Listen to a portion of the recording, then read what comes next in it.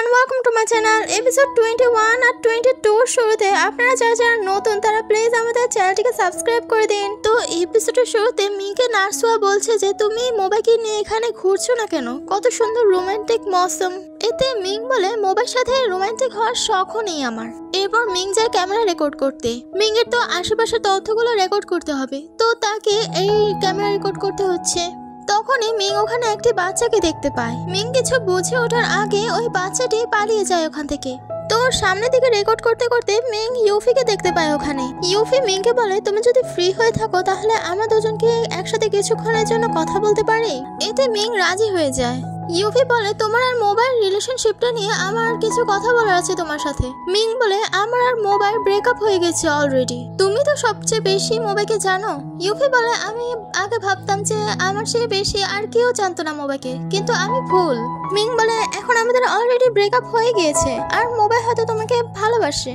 ইউফি বলে মোবাইল আমাকে লাইক করে, কিন্তু অ্যাজ এ ফ্যামিলি মেম্বার হিসেবে সে আমাকে ওভাবে ভালোবাসে না, সে আমাকে বড় বোনের মতো ভালোবাসে আর আমিও তাকে ছোট ভাই হিসেবে জানি। ইউফি আর মোবাইল যে ভাই বোনের মতো এটা জেনে মিং অনেক খুশি হয়ে যায়। ইউফি আর মিং এর মাঝে যে মিসআন্ডারস্ট্যান্ডিংটা ছিল তা ক্লিয়ার হয়ে যায় এই ট্রিপটার কারণে, আর তাদের মাঝের বন্ডিংটাও অনেক স্ট্রং হয়। এরপর রাতে তারা সবাই মজা করে ডিনার করে, তারা অনেক হাসি ঠাট্টা করে। রাতে ইউফি ঘুমার সময় তার ইউজফুল জিনিসগুলো ইউজ করছিল। এই পরের দিন সকালে অনেক মানুষ তাদের কাছে ভিড় করে চিকিৎসা নেওয়ার জন্য। সবাই কাজে লেগে যায় তাড়াতাড়ি করে। মিং আর তার ফ্রেন্ড রেকর্ডিং করছিল। ওখানে মিং দেখতে পায় যে সেদিন যে বাচ্চাটিকে দেখতে পেয়েছে সেই বাচ্চাটি এখানে দাঁড়িয়ে আছে। সেই বাচ্চাটি অনেক ভয় পেয়েছিল, তাই মিং তাকে চকলেট দিয়ে শান্ত করে। চকলেট হাতে নিতে গিয়ে ওই বাচ্চা মেয়েটির হাতে আঘাত দেখতে পায়। বাচ্চা মেয়েটিকে মোবাইল কাছে নিয়ে যায়। মোবাইল তার আঘাতে ওষুধ লাগিয়ে দিচ্ছিল আর মিং তার সাথে গল্প করছিল যেন তার ব্যথা অত বেশি অনুভব না হয়। এরপর মোবাইল কাছে অনেক ক্রিটিক্যাল একটা পেশেন্ট আসে।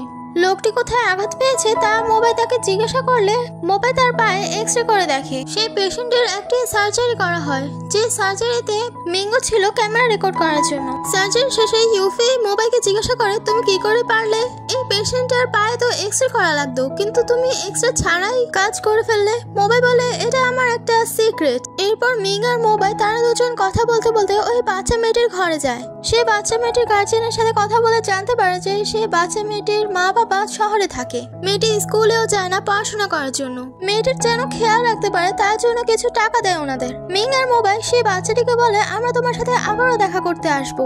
মিং যে সকাল ধরে এত রেকর্ডিং করেছে তা নিয়ে রাতে ঘাটাঘাটি করতে হয় মিংকে। সবাই ঘুমিয়ে পড়েছিল কিন্তু মিংকে ওভারটাইম কাজ করতে হয়। মোবাইল এসে দেখে মিং কাজ করতে করতে ঘুমিয়ে পড়েছে, তাই তাকে কভার করে দেয় আর মোবাইল সেখানে চার্জ হয়। এর পরের দিন সকালে মিং আর মোবাইল ওই সে বাচ্চা মেয়েটির সাথে দেখা করতে চায়। মেয়েটিকে তার বাবা মার কথা জিজ্ঞাসা করা হলে সে মেয়েটির মন খারাপ হয়ে যায়। মেয়েটি বলে আমার বাবা মা আমাকে কখনোই ভালোবাসেনি, তার জন্য তো আমার থেকে অনেক দূরে রয়েছে। এতে মিং তাকে বুঝিয়ে বলে যে তোমার মা বাবা তো তোমারই চিন্তা করে তাই না, তাই জন্যই তো শহরে টাকা কামাতে গিয়েছে। তোমার ভবিষ্যৎটা যেন সুন্দর হয়, তোমার লাইফটা যেন সেটেল হয়, তার জন্য তো তারা পরিশ্রম করতে গিয়েছে।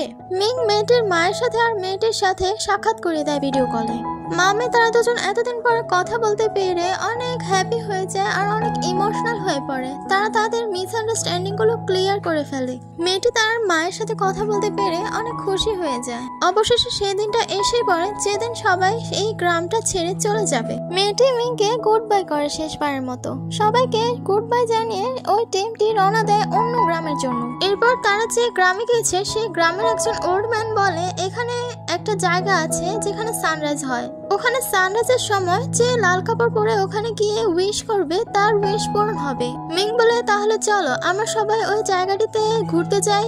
এতে মোবাইল বলে এর দরকার নেই, আমরা পেশেন্ট দেখতে এসেছি, পেশেন্ট দেখে এখান থেকে চলে যাব। ইউফি বলে আচ্ছা মানলাম যে আমরা পেশেন্ট দেখবো, কিন্তু আমরা কি রাতের বেলা যাব নাকি সানরাইজ দেখতে? সকাল সকালে তো যেতে হবে তাই না? এতে মোবাইলও রাজি হয়ে যায় আর মিং তো এটা শুনে একের একটা হাসি দেয় একের। এর পরের দিন সকালে সবাই মিলে ওই জায়গাটিতে সানরাইজ দেখার জন্য যায়। ওখানে ডক্টর চেনা নার্সুয়া দুই লাভারের তুমুল ঝগড়ার কারণে মিং তো পুরো অতিষ্ঠ হয়ে পড়ে। মিং আর মোবাইলও ওখানে লাল কাপড় দিয়ে উইশ করে। সানরাইজের সময় সবাই সবার উইশ গুলো লিখে ফেলে ওখানে। এরপর আবারও শুরু হয়ে যায় পেশেন্ট দেখা। বৃদ্ধ লোকটি সুইসাইড করতে চেয়েছিল। মোবাইল তাকে এর কারণ জিজ্ঞাসা করলে লোকটি বলে আমার ক্যান্সার, আমি আর বেঁচে থাকতে চাই না। মোবাইল বলে তো আপনার বাচ্চারা কোথায়? লোকটি বলে আমার বাচ্চারা যেন আমার ক্যান্সারের কথা না জানতে পারে। এতে মোবাই বলে সমস্যা নেই, আপনি সহজে এই ক্যান্সার থেকে মুক্তি পেয়ে যাবেন। লোকটিকে যে বললো সহজে আপনি ক্যান্সার থেকে মুক্তি পেয়ে যেতে পারবেন, এই মিথ্যা কথাটা বলার কারণ জিজ্ঞাসা করে মিং। মোবাই বলে কখনো কখনো পেশেন্টদের সাথে একটু মিথ্যা কথা বলতেই হয়, না হলে এখন যদি আমি সত্যটা বলে দিতাম যে আপনি এই ক্যান্সারের থেকে মুক্তি পেতে পারবেন না, তাহলে তিনি আরো ডিপ্রেসড হয়ে যেত আর অনেক কঠিন হয়ে পড়তো তার জীবনটা। এরপর মোবাই তার বাবার কাছে কল করে। মোবাই ডক্টর লিনকে কল করে বলে যে আপনি কি আমাকে বাবার ভালোবাসা দিয়েছেন কখনো? ডক্টর লিন বলে তোমার ছোটবেলা থেকে আমি সব সময় বিজি থাকতাম, তাই জন্য তোমাকে আর আদর দিতে পারিনি। মোবাই বলে আপনি কি আমাকে ভালোবাসেন নাকি ভালোবাসেন না, এটার উত্তর আগে দেন। ডক্টর লিন বলে হ্যাঁ আমি তোমাকে ভালোবাসি। এটা জেনে মোবাই অনেক খুশি হয় যে তাকে তার বাবা অনেক ভালোবাসে। ফোন রাখার পর ডক্টর লিন খুশিও হয় আবার ইমোশনালও হয়, কারণ এই প্রথমবার মোবাই তার সাথে এমন ভাবে কথা বলেছে।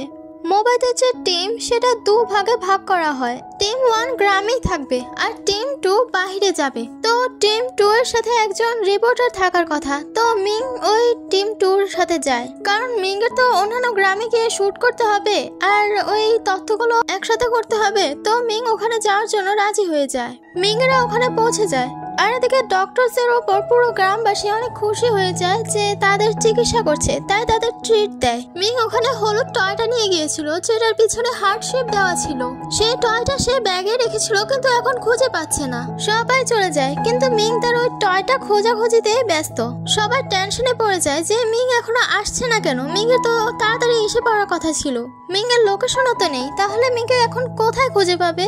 মোবাই তাদের কাছে বলে মিং এর কাছে চলে যায়, কারণ মোবাইল ব্রেনই তো জিপিএস। মিং তো অনেক বাজেভাবে ফেসে যায় এই জঙ্গলে, কারণ মিংকে তো ওই টয়টা খুঁজে বের করতেই হবে, কারণ তাকে যে তার ছোটবেলার ফ্রেন্ড দিয়েছে।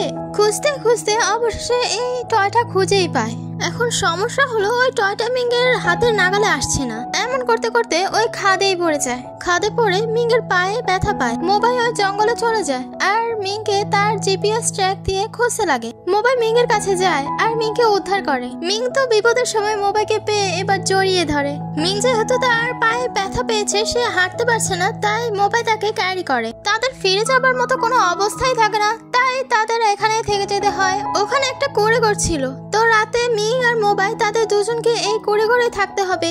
মোবাই মিংকে ঘরে রেখে মোবাই কিছু খাবারের সন্ধানে বাহিরে খুঁজতে যায়। মোবাই ঘরে আসলে মিং তো ওই খরগোশটার সাথে খেলা করতে লাগে, যে খরগোশটা খাবার কথা। মিং তো ওই খরগোশটা দেবে না বলেই বলে দেয়। মিং যেহেতু এত করেই বলছে, তো মোবাই তাকে আর কিছু বলে না, খরগোশটা রেখে দেয়। মোবাই খাবার রান্না করা হলে দেখে মিং ঘুমিয়ে পড়েছে, তো মিংকে আর জাগায় না। তখনই মিং উঠে যায়। খাবার দাবার শেষে আবারও সেই খরগোশ। মোবাই মিং এর পায়ে ব্যান্ডেজ করে দেয়। মিং বলতে লাগে যে আমার একটা ফ্রেন্ড এই টয়টা দিয়েছিল আমাকে স্মৃতি হিসেবে, এই টয়টা হারিয়ে গিয়েছিল, তাই জন্য আমি এটা খুঁজতে খুঁজতে আমার লেট হয়ে যায়। তখন মোবাই তার জ্যাকেট থেকেও তার টয়টা বাহির করে দেখায় মিংকে। এবার মিং এর কাছে পুরো বিষয়টা পরিষ্কার হয়ে যায় যে সেই তার ওই ফ্রেন্ড। মোবাই বলে আমি এটা আগে থেকেই জানতাম। মিং বলে তাহলে তুমি আমাকে এর আগে কেন বলনি? মোবাই এই কথায় কথা ঘুরিয়ে ফেলে। ওখানে মিং এবার মোবাইকে আবারও প্রপোজ করে আর রিলেশনশিপের কথা বলে, কিন্তু মোবাই তাকে মানা করে দেয়, কারণ মোবাইল বাবা যে তার এআই সেটিংসে অনেকগুলো রুলস দিয়েছে, এতে মিং এর আর কি বা করার আছে। মিং টয়গুলোকে হাতে নিয়ে কান্না করতে লাগে। রাতে সারা রাত ধরে মোবাইল বাইরে নিজেকে নিজে চার্জ করে। এর পরের দিন সকালে তারা তৈরি হয়ে যায় যাবার জন্য।